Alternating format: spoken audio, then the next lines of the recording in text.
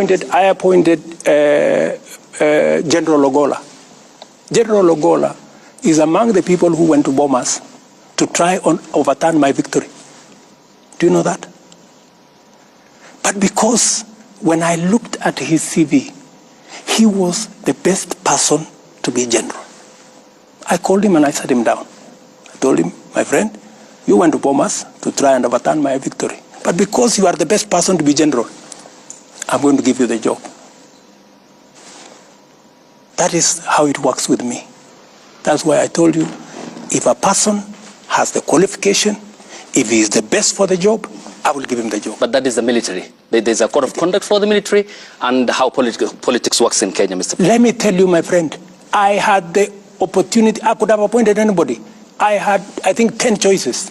I didn't have to. You know, there are people who say, oh, you know, William Ruto appointed Ogola because he was the deputy CDF. That's not the case. I made the decision consciously. And I made the decision against the advice of many people. Many people told me, you should not give this, you should not reward this kind of behavior. Okay. But, you know, I also must be sensitive. What exercised my mind? This gentleman has a good track record. And in fact, when I spoke to him, and it's not something that I should be talking about, but because you have asked a good question. What exercised my mind is, this gentleman, yes, he may have made a mistake.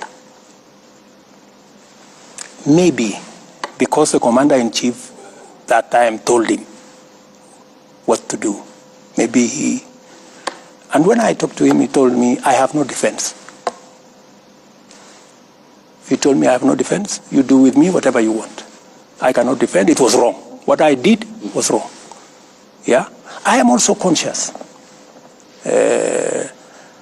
My good friend Ayub, I'm also conscious that since independence, there is nobody from Nyanza who has ever been CDF. And it also played in my mind that I don't want a situation where a whole community think they cannot occupy a certain office. So many things that are part of my system overweighed the mistake he had done. Okay. You know, so I want to tell you that I make very sensitive appointments. I make very deliberate appointments. Many of the appointments, of course, that do not have to directly require my signature. Many of these managing directors, I don't know who, they are interviews all over the place. You know, so, and when a panel decides, for example, I was brought a panel that interviewed the CEO of museum.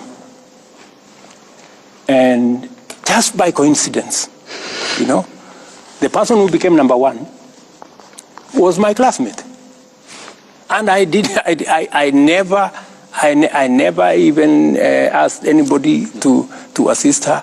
So when it came to me, I told my friend, you know, if she's the best, she was a lady.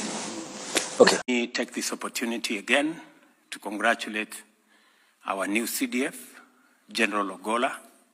Congratulations on your appointment and ascension into the high office of CDF in the Republic of Kenya. In considering your appointment, I assessed your background, where you've come from, what you have done, your journey in the military, and I am satisfied that you merit the office. You have my confidence. You have the confidence of the government of Kenya to discharge your responsibilities in your new office. It is my expectation that the professional standard of the Kenyan military will be observed under your leadership. Kenya has a tradition of a military that is professional, that is outstanding, that has integrity, and that serves not just the people of Kenya, but our region